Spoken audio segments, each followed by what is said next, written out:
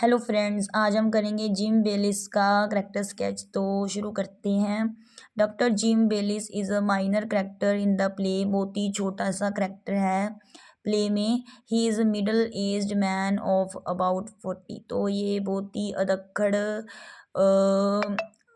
As आदमी है।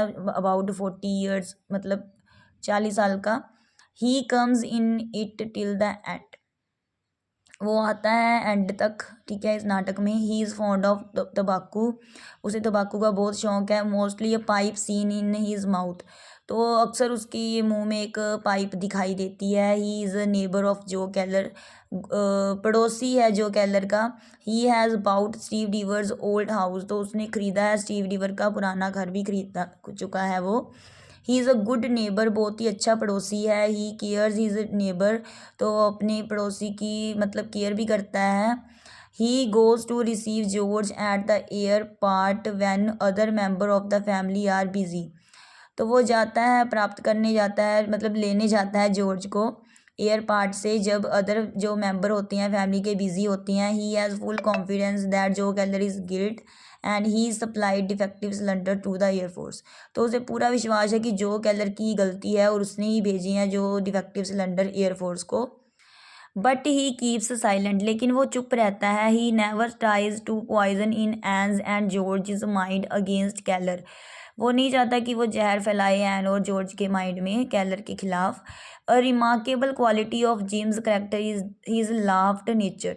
तो जो याद रखने वाली जो गुण है उसका, वो ये है कि वो उसका हंसी वाला नेचर, मतलब उसका स्वभाव है। He is very talkative but there is no bitterness in them. मतलब बहुत ही बातें करता है, गल जो होता है ना, बहुत ही बातें करता है, बहुत ही ज़्यादा बोलता है, लेकिन उसके अंदर कड़वाहट बिल्कुल नहीं है। He tells Kate Keller that his patients are quite mad. तो वो केट कैलर से कहता है कि उसका जो पेशेंट्स हैं, मतलब जो उसके मरीज हैं, वो बहुत कुछ काफ़ी पागल हैं। He does not believe in the predictions of Frank Lubey. वो नहीं विश्वास करते फ्रैंक लूपे की जो वो भविष्यवाणी करता है उसमें। वो बिलीव नहीं करता फ्रैंक लूबे की भविष्यवाणी में। He tells Joe in witty manner that Frank is out of his mind. तो बहुत ही विटी मैनर से कहता है जो को कि जो फ्रैंक है वो आउट ऑफ माइंड हो गया है। He thinks that it will be very good if Ann marry Chris because there is not any beautiful women in the whole block to look eight.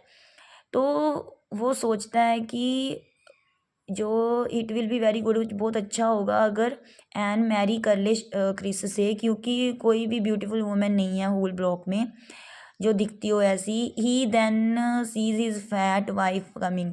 फिर वो देखता है कि उसकी मोटी पत्नी आ रही है। He thinks about his own wife because everybody laughs at her condition.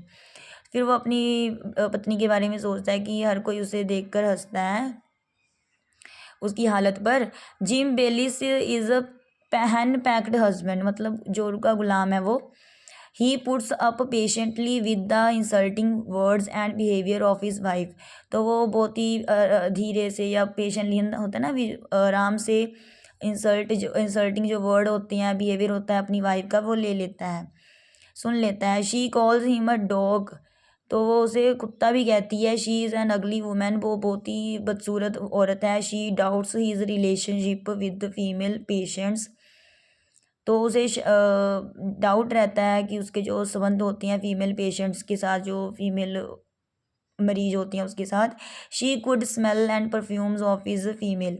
तो वो स्मेल भी कर लेती है परफ्यूम्स को।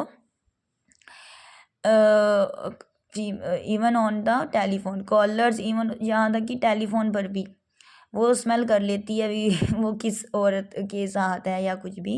ऐसे परफ्यूम से वो मतलब वो कर लेती है, स्मेल वगैरह पता कर लेती है। He is an idealist. तो वो एक आदर्शवादी है। He wants to do some medical research for suffering peoples. तो उसने कुछ मेडिकल रिसर्च भी की हुई है जो दुखी होती हैं लोगों के बारे में। वो उसके बारे में उसने रिसर्च की हुई है, खोज की हुई है। Once he went to new Orleans to study on a serious disease। तो फॉर 2 मंथ ही, तो एक बार वो गया भी था, न्यू ऑरलियंस गया था स्टडी करने के लिए सीरियस जो बीमारी होती हैं उसके बारे में। फॉर 2 मंथ, 2 महीने के लिए ही lived on bananas and milk, तो वह बस वो बनाना और मिल्क ही खाता था वहाँ पर, इस पर ही जीता था। Then he thought his family responsibilities and went back, लेकिन फिर उसने सोचा कि मेरी जिम्मेवारियाँ हैं परिवार के प्रति, तो वह वापस आ गया। He feels sad he could not do much to achieve his ideals, तो वो मतलब सैड भी महसूस करता है कि उसने कुछ नहीं कर सका, मतलब अपने अपने आदर्शों को प्राप्त नहीं कर सका। He knows that Joe कैलर is guilt, उसे पता है कि जो कैलर की गलती है। He accept things as they are, तो वो जैसे चीज़ें होती हैं वैसे उसे स्वीकार कर लेता है। He does not have any ill feelings against Joe Keller, तो उसके उसके अंदर ना कोई भी बुरी मतलब जो भावनाएं नहीं हैं जो गैलरी के खिलाफ।